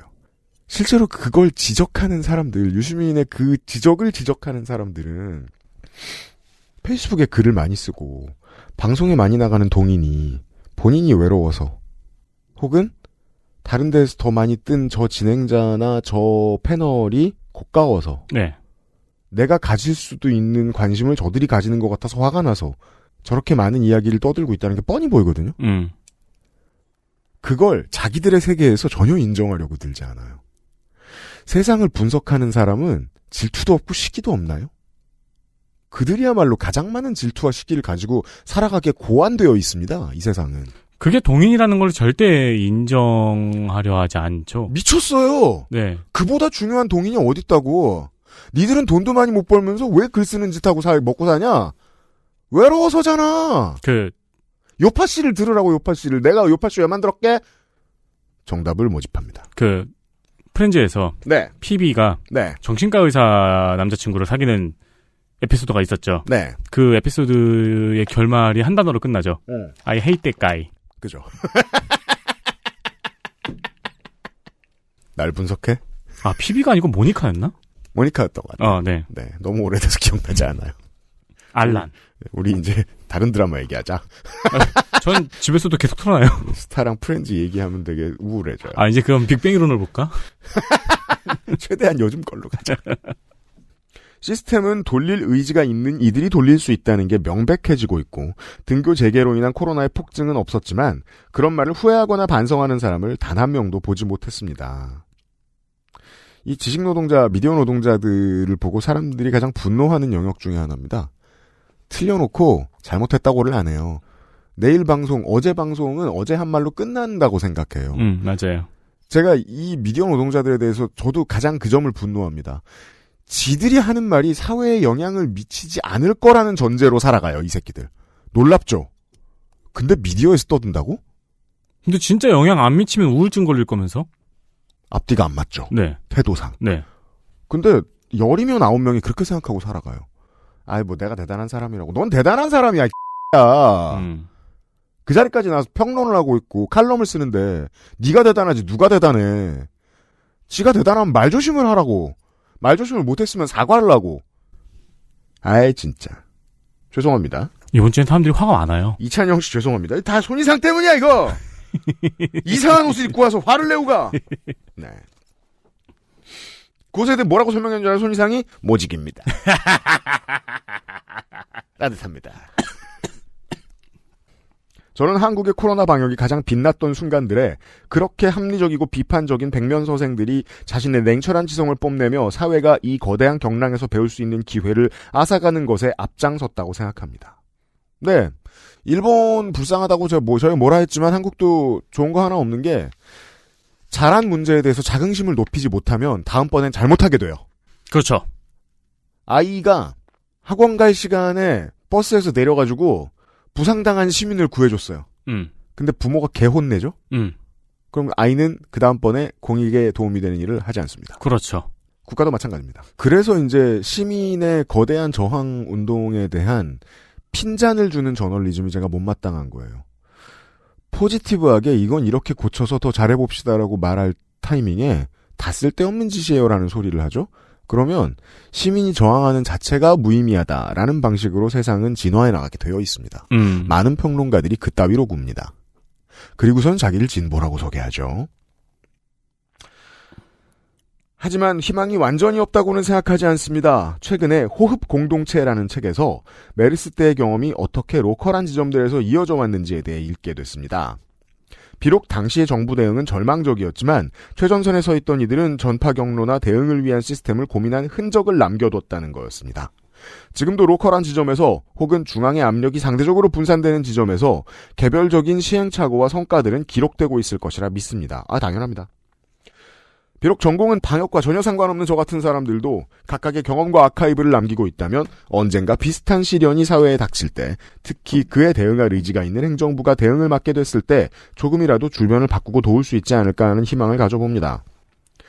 그 사실 업로드 알람이 울려 들어가 보니 정말로 고대했던 그 단어 끼미오가 들어있는 걸 보고 얼마나 반가웠는지 모릅니다. 그래서 운동하면서 걸어다니며 적어도 3번은 돌려들은 것 같아요. 좋은 이야기 전해주신 네티즌님, 방송 만들어주신 XSFM 임직원 여러분 감사합니다. 대전에서 이찬영 드림. 코로나 관련된 얘기 몇 번 더 할 일이 생길 거라고 생각합니다. 사실 정부가 이제 마스크도 벗는다잖아요. 내년 1월부터. 지금 대전 큰일 났죠. 네. 대전과 충북 큰일 났습니다. 그러니까 대전과 충북이 그렇게 한다고 하니까 내년 1월부터 그냥 다 벗는다고 총리가 얘기했잖아요. 네. 네. 뭐 정부 말대로 이제 그래서 종식을 이야기하려면은 이제 진짜 코로나에 대해서 많이 이야기해야 될 시기이죠. 우리가 코로나밖에 생각 안 하던 시절보다 지금이 더 위험하죠. 네. 근데 이게 더 심해질 가능성이 높죠. 방역이 완화되면 완화될수록. 같은 길을 가고 있습니다. 미국의 선택과. 미국은 처음부터 망가졌기 때문에 영원히 망가져 있게 된 상황일 수밖에 없습니다만 가장 큰 문제는 이겁니다. 보수 지지자 위주로 많이 죽습니다. 소수의 아이디어였고 저는 사실 동의하지만 여전히 조심스러운 지난 중간선거의 결과로 대통령 측이 이기는 경우는 거의 없습니다. 미국에서. 네. 근데 그 성공의 원인 중에 하나로 공화당 지지자들이 너무 많이 죽었기 때문이라는 분석도 있습니다.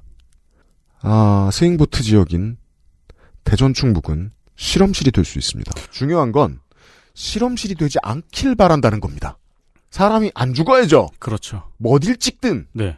사망자가 많습니다, 요즘. 네. 꾸준히 조심하시고요. 그리고 또 한 분, 김혜성 씨도 메일을 보내주셨습니다. 그 아실의 오랜 애청자 김혜성입니다. 박정희 백과사전부터 쭉 우와, 그래요?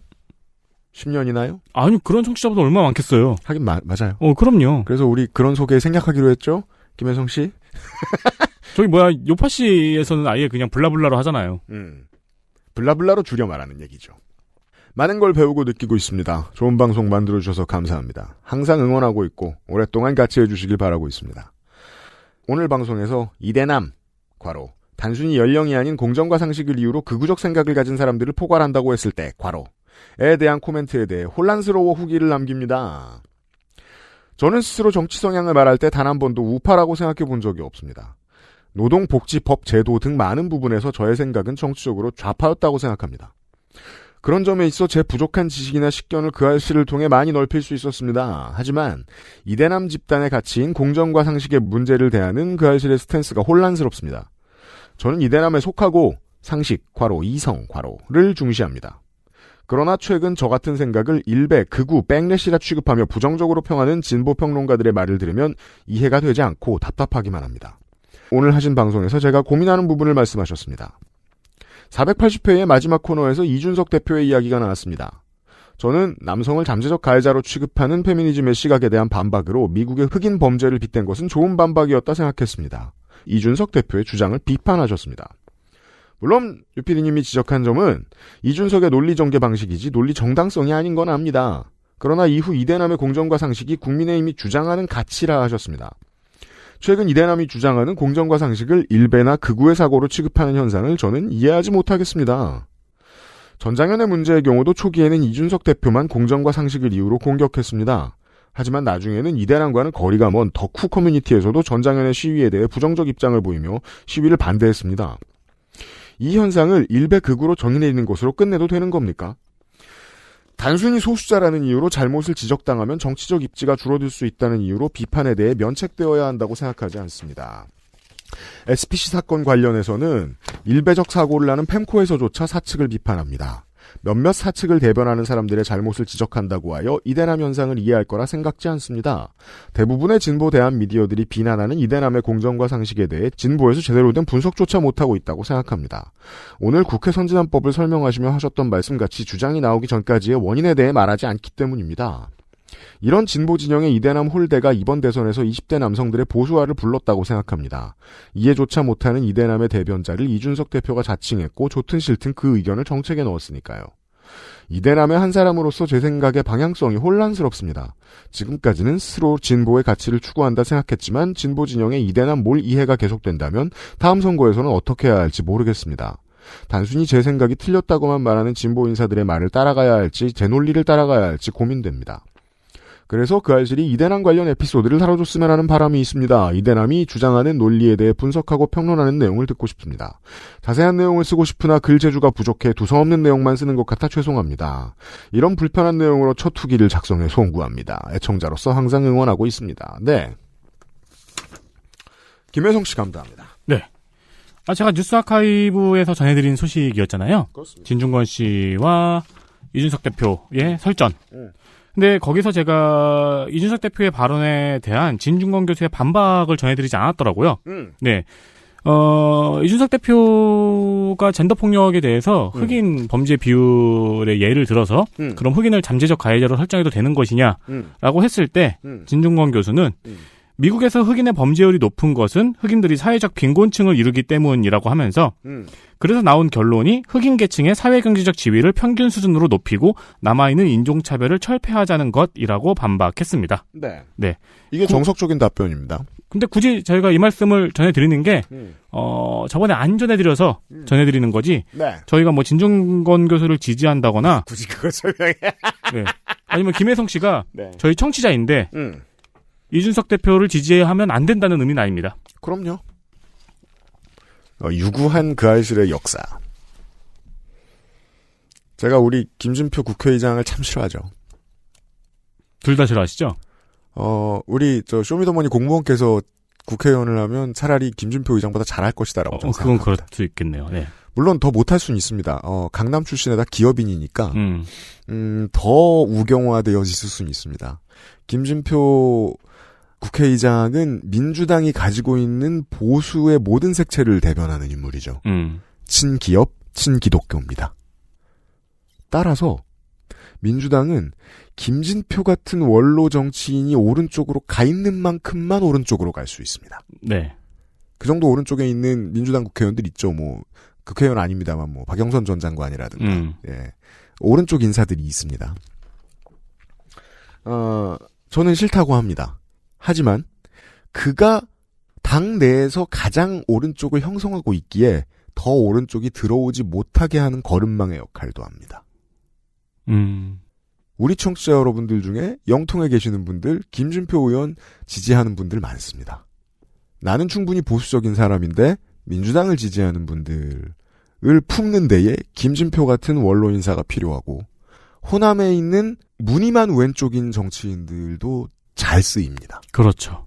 그리고 저희가 SPC 방송을 다루지만 사업장의 사정이나 여러 가지 고려 요건 때문에 한국노총 조합원인 분들도 계실 거예요. 당연합니다. 네. 왜냐하면 바위에 계란을 치는 것보다 그 계란으로 열심히 빵만 만드는 쪽이 훨씬 자기 인생에 합리적이니까. 그렇죠. 합리적인 선택을 한 사람을 보고 뭐라고 할 수 없습니다. 비합리적인 시스템더러 뭐라고 할 수는 있지만 모두가 그와 싸울 수는 없습니다. 불가능합니다. 네.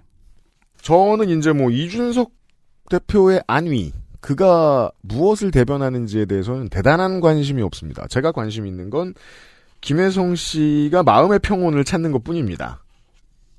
김혜성 씨의 글에서 본인이 하나쯤 지금 발견하셨는지 모르겠습니다. 이대남이라는 실체가 분명치 않은 집단과 본인을 자꾸 동일시하고 계시죠. 이건 정치를 바라보는 모든 개인의 불행의 씨앗입니다. 나를 어떤 계층으로 밀어넣을 때. 이걸 가장 많이 하면, 그리고 어떤 부분에 대해서 개혁이 안 됐으므로 저 새끼와는 대화할 수 없다라는 태도를 여러 번 반복하면 한국에서는 가장 좋은 사례가 있죠. 터프가 됩니다. 네. 터프가 무엇인지는 김혜성 씨도 아시고 계시리라고 생각합니다. 뭐예요? 입니다. 네. 네. 순. 제가 방금 퓨어. 제가 방금 안 물었으면은 네. 분명히 댓글 달렸어요. 아 그래요? 네. 제가 충분히 퓨어. 네. 아 정확히는 이제 처음에는 이제 좌측의 가치를 퍼뜨리는 사람들로 보였지만 선택과 구분이 잘못되었기에 극우가 되어버린 인물, 그러니까 사람들 혹은 이제 어떤 집단을 표현합니다. 터프라는 말은. 네. 최근에는 이제 국민의힘에 들러붙었죠. 일부가. 네. 저는 신지혜 씨가 그들을 대표하지 않을까 하는 걱정이 있는데. 아, 대표는 못해요. 본인도 아직 젊은데 뭐 하긴 해야 될 거 아닙니까? 그 다음에 갖고, 어떻게? 그러니까 저 박노자 교수의 표현에 의하면 영혼을 한 번만 팔 수 있는데 팔았고 웃자. 어떤 오류냐? 보세요. 김혜성 씨가 생각했을 때도 이대남은 실체가 없죠. 싸잡아서 함부로 말하면 안 돼요. 싸잡아서 함부로 말하면 안 되는 이유는 이대남은 실체가 없기 때문이에요. 네. 29 12월 31일까지만 극우 일배인가요? 30부터 다르게 되나요? 아니에요. 그게 아니라고는 김혜성 씨도 설명을 하셨죠? 네. 네, 단순히 나이의 문제가 아니라고. 단순히 나이의 문제가 아니에요. 네. 저희도 말씀드렸죠? 실제로 남초 커뮤니티, 여초 커뮤니티라고 다 20대 쓰는 줄 아는데 알고 보면 주로 30, 40대가 제일 많이 쓴다고요. 이대남이라는 호칭은 모호할 뿐더러 잘못되기도 했습니다. 주로 3대남입니다. 그것도 잘못됐어요. 제가 하는 말 개소리입니다. 뭘 말씀드리고 싶은 거냐면 싸잡아서 공격하는 게 잘못된 이유는 싸잡는 것도 잘못됐기 때문입니다. 네. 싸잡는 게 잘못됐으니 공격하는 것도 잘못됐죠. 근데 공격당하는 쪽에서 싸잡아서 공격하는 게 잘못됐어 라고 생각하면서 싸잡는 걸 해요. 그럼 양쪽 다 잘못하게 됩니다. 싸잡히지 마세요. 휠체어 이용자인들 생각이 다 똑같겠습니까? 싸잡죠? 그러면 내가 대표한다고 생각하는 어떤 사람들의 일군을 싸잡으면 반대편의 일군을 바라볼 때 적으로 보게만 하면 합니다. 그러면서 반대편을 100명이 있죠? 나쁜 사람 2명 발견하죠? 그 2명으로 물들이게 됩니다. 나는. 무조건. 터프의 방식입니다. 터프를 이해해보세요. 남자를 잠재적 범죄자로 본다는 게 문제가 아닙니다. 네. 보다 말고 남자를 범죄자로 본다는 게 문제예요. 그건 인종혐오와 원리가 동일합니다. 네. 한국의 여성 민권운동에 대해 생각하는 시각들 중에 극우적인 시각들도 마찬가지죠.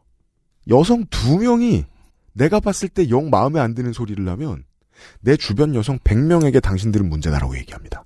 그렇죠. 많이 봤죠. 양쪽 모두 옳은 태도 아니에요. 뭘 하다 그런 오류를 발견하게 됩니까? 싸잡다가.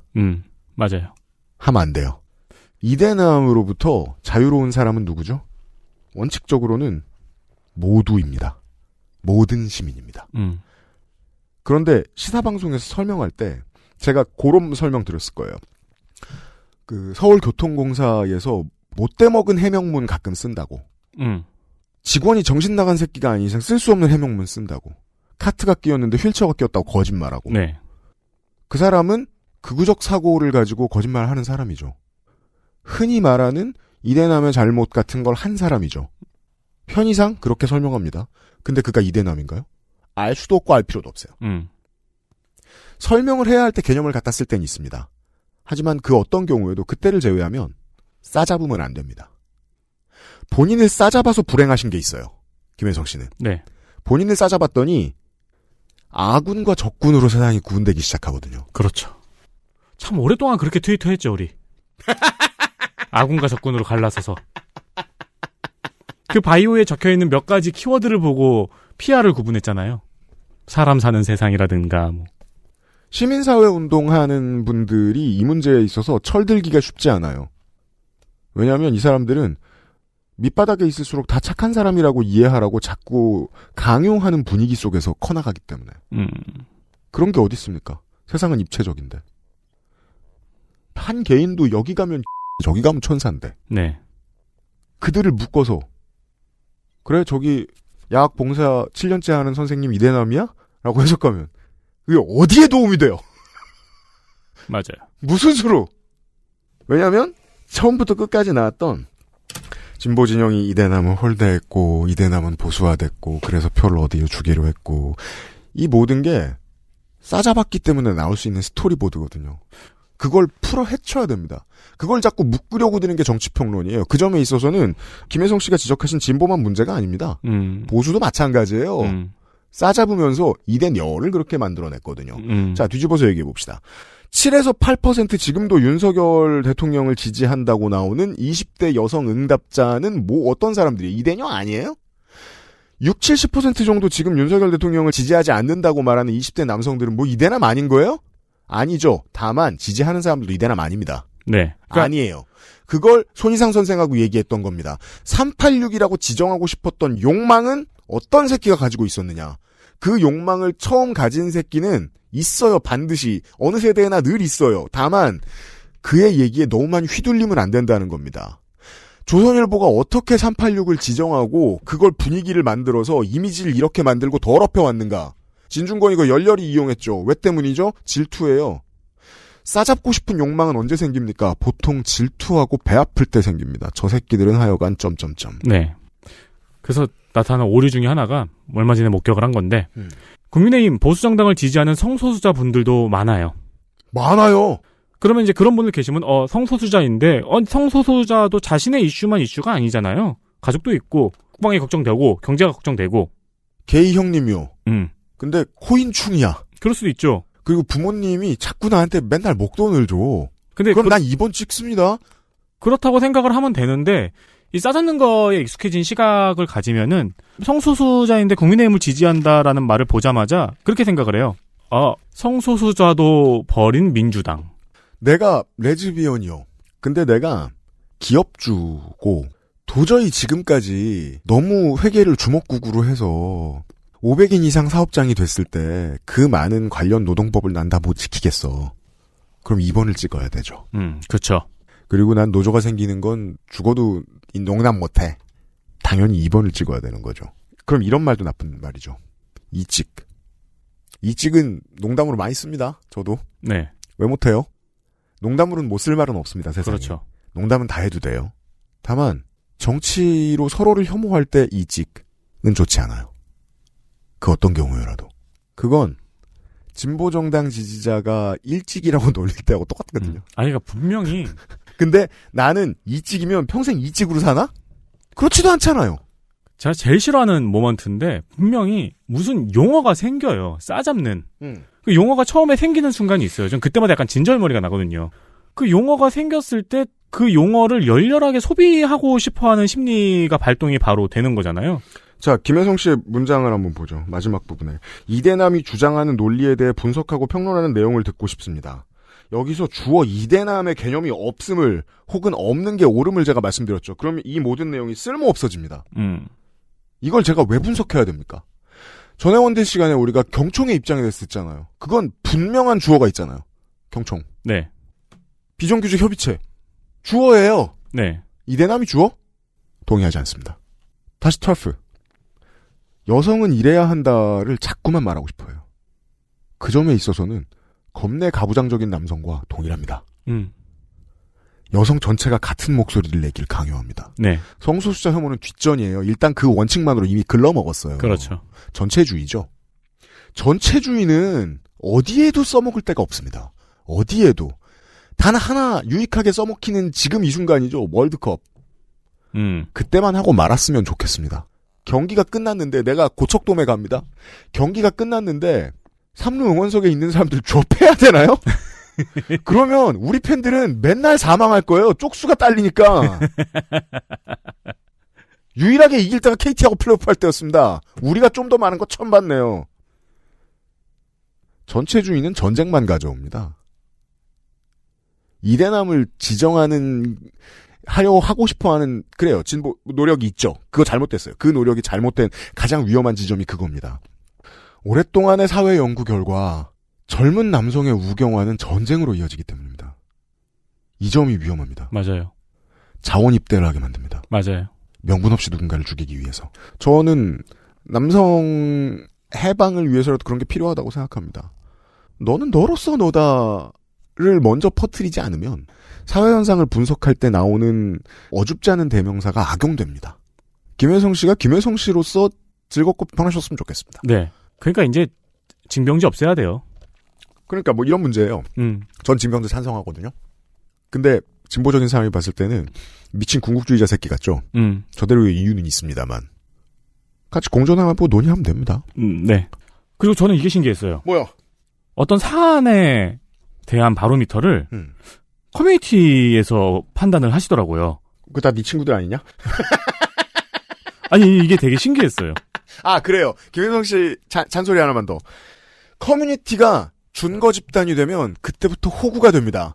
왜냐하면 김혜성 씨 같은 분들을 어딘가로 끌고 나가기 위해서 거짓된 글을 쓰는 사람들이 우글우글하기 때문입니다. 네. 덕후엔 없겠으며. 그렇죠. 그리고 일반한 사람도 샤오미 거 살려면 클리앙 들어가요. 당연하죠. 네. 그리고 클리앙 사람들도 샤오미 후기 보러 일베 들어가요. 그렇죠. 뭐가 문제야? 괜찮아요. 일베 똑똑한 애들 얼마나 많은데 맨날 얘기하잖아. 겁나 똑똑한 애들 많다고. 이런 상상을 제가 이제 옛날에 혼자 머릿속에 했던 상상인데 이런 상상을 한번 해봤으면 좋겠어요.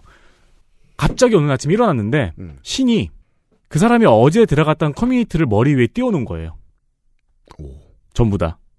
어느 아침 그런 일이 일어났을 때를 주제로 소설을 쓰면 되게 재밌지 않을까라는 상상을 했었거든요. 들으시는 분도 김혜성 씨도 상상을 해보세요.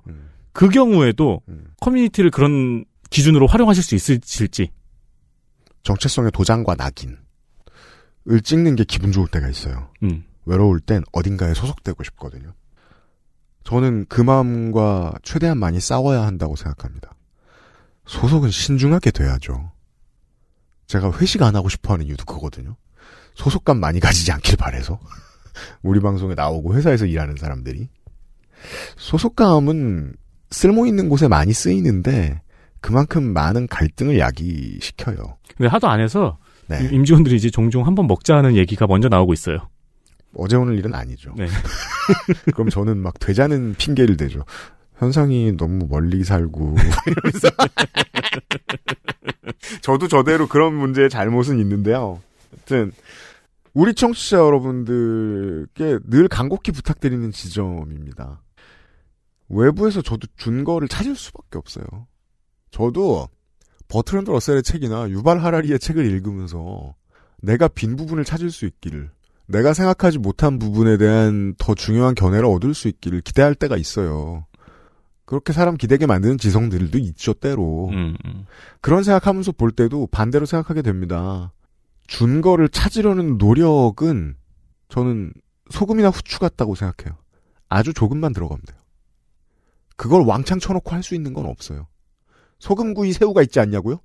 굽고 다 치우는데요, 소금은? 준거를 찾으려는 노력은 결국 허망함과 외로움으로 보상으로 돌아올 수밖에 없습니다. 커뮤니티를 많이 쓰는 사람의 정신이 피폐해질 수밖에 없는 이유이기도 합니다. 김혜성 씨 감사드리면서. 네. 이찬영 씨와 김혜성 씨 두 분께는 커피 비누에서 보내드리는 더치커피. 더치커피. 혹은 티셔츠. 등등을 보내드릴 수 있습니다. 티셔츠를 원하시면 사이즈를 알려주시면 되겠습니다. 네, 그렇습니다. 2016년에 나온 티셔츠입니다만 아직 짱짱하게 잘 보관되어 있습니다. 그렇습니다. 잘 보관되어 있죠. 목도 잘 졸라요. 그것은 알기 싫다. 482회를 마무리하겠습니다. 다음 주 예고 문학인과 함께 게임 오브 더 이어. 아, 그래요? 진행하도록 하겠습니다. 다다음 주라면서요? 다다음 주에는 그 아이실 사상 최초로 크리스마스 특집 방송. 아, 그래요? 준비하고 있습니다.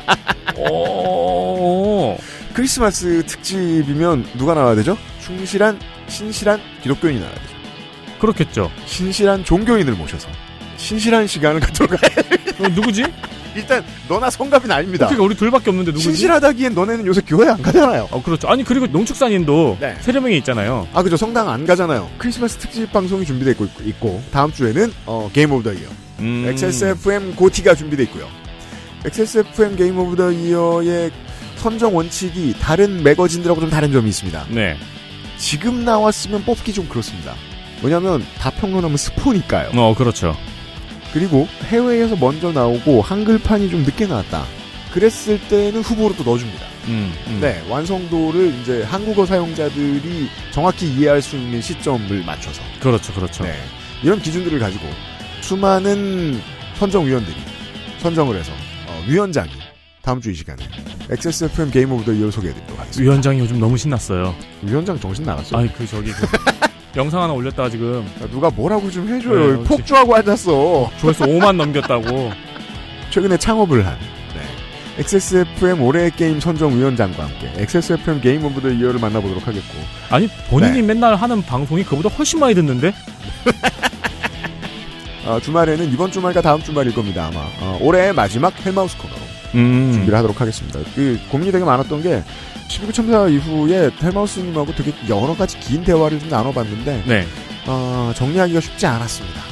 근데 헬마우스 코너가 주말 코너라고요? 주말에 만나겠습니다. 1회? 아니요. 그 다음 주에 나가겠죠. 아, 그렇구나. 헬마우스 한 시간만 하고 갈 리가 없기 때문에. 그러니까요. 네. 헬마우스 코너로 인사드리도록 하겠습니다.